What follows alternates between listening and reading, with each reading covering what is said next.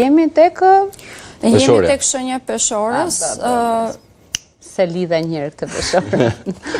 Shenja peshorës vitin 2026 të balancuar, vërtet. Do gjej balancën peshorja. Vitin 2025, fundi vitit 2025, filloj që ta krijon të këtë. Se lidhoj vitin 2026 të ndihë dhe më tepër. Duke filluar nga data 1 korrike vitit 2026, për shenjën peshorës është vërtet një periudhë fantastike që do të fillojë, është krijimi, realizimi i ëndrave dhe qëllimeve të tyre. Do të marrim një ndihmë vërtet shumë të madhe nga shoqëria, por si lidhoj deri në atë pikë duhet të punojmë vërtet shumë. Krijimi i stabilitetit ekonomik është shumë i rëndësishëm. Gjatë vitit 2026 për shenjën peshorës kemi një rritje konstante në karrierë. Dhe e gjitha kjo do thotë edhe një stabilizim ekonomik, një lloj siç tek shenja e Virgjëreshës, po për shenjën peshorës do të vi më natyrale, do të vi pak a shumë vetveti, ndërkohë që shenja e Virgjëreshës duhet të punonte. Kemi ndikime shumë të rëndësishme në lidhje me partneritetet për shenjën e peshorës, edhe këta mund të gjejnë personat e tyre të jetës, dhe mund të gjejnë edhe personat të cilët mund të bashkëpunojnë, pra në lidhje me biznesin, të cilët do të kenë fitime vërtet shumë të mëdha. Pak a shumë do të bëjnë dhe këta personat të jetës, por në aspektin tjetër, pra në atë ekonomik. E qartë. Okej, tani jemi tek, se na ngelet shumë shkurt për gjithë shenjat e tjera. Okej, jemi tek shenja e Akrepit. Për shenjën e Akrepit ka fatin e madh që në këto momente gjithë jetën e tij e ka pothuajse bosh dhe mund të shtojë shumë elemente të reja. Kemi ndikime shumë të fuqishme për sa i përket krijimit të familjes tek shenja e Akrepit. Sidomos akrepat të cilët janë meshkuj do të vënë re edhe më tepër këtë. E njëjta gjë është edhe për shenjën e Demit, për shembull meshkujt që janë dema tek shenja e Demit mund të martohen pak më tepër.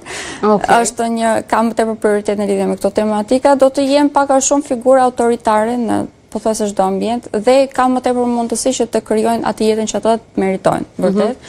Sepse do të futen në jetën e tyre tashmë të gjitha gjërat që nevojiten dhe mbi të gjitha janë më të afërshëm të përzgjedhin gjëra që nuk janë toksike, sepse gjithë toksicitetin e hoqin që vit 2025. Okej, kalon pas.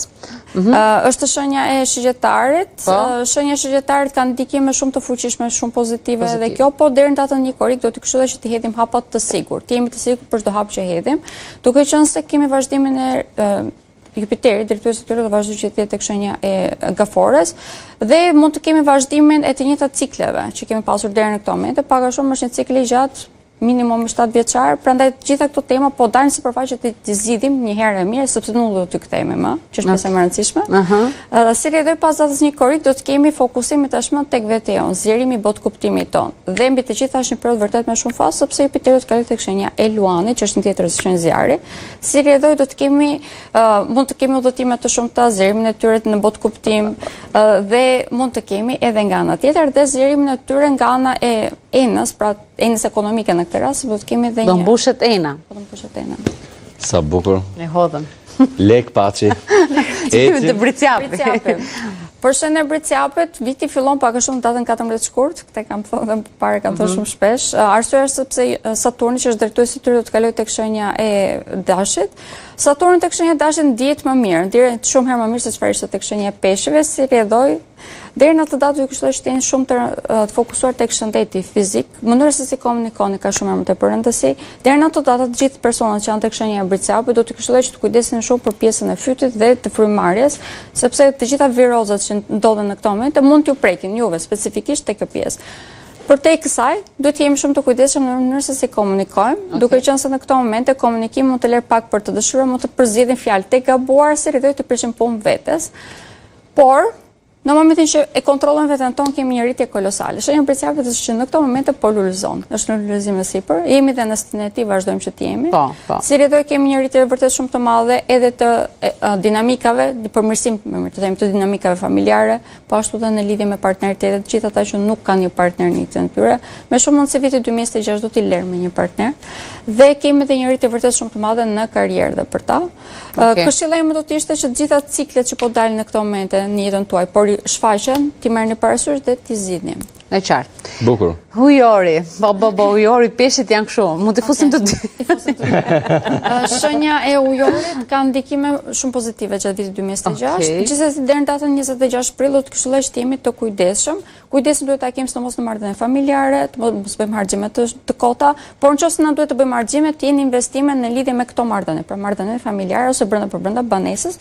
Pas datës 26 prill do të kemi një fat vërtet shumë të madh sepse do të futen në jetën tonë elemente ose individ të cilët janë shumë të përshtatshëm për ne, si për të kryer lidhje, po ashtu edhe për të kryer burime të reja, materiale, ekonomike, shoqërore e të tjerë. Është një zhvillim vërtet kolosal për shenjën ujore vitit 2026. Shumë Bukur, interesante. peshqit. Shenja e peshqeve e ka të kundërtën deri në datën 18 gusht duhet jemi shumë të kujdesshëm sepse në këto momente kemi mundësi që të rritemi shumë. Kemi mundësi, kemi aftësi vërtet për të kapur jetën që ne dëshirojmë, për të ndërtuar gjithë pra jetën që ne dëshirojmë. Ndërkohë që pas datës 18 gusht tashmë do të kemi tepër një fokusim tek shëndeti dhe tek jeta jonë e përditshme, si rridojmë në qoftë se arrim në këto momente të krijojmë një rutinë të shëndetshme, pas së datë e kemi shumë më të thjeshtë.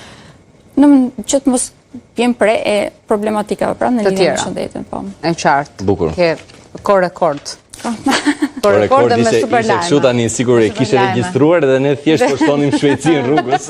Jo, ne gjithëndje po dëgjojmë. Patjetër. Shumë Denisa. Faleminderit shumë ju. Faleminderit, Si Denisa. çdo të hënë ju e dini tashmë është Denisa në studio për të dhënë informacione në lidhje me parashikimin e yjeve.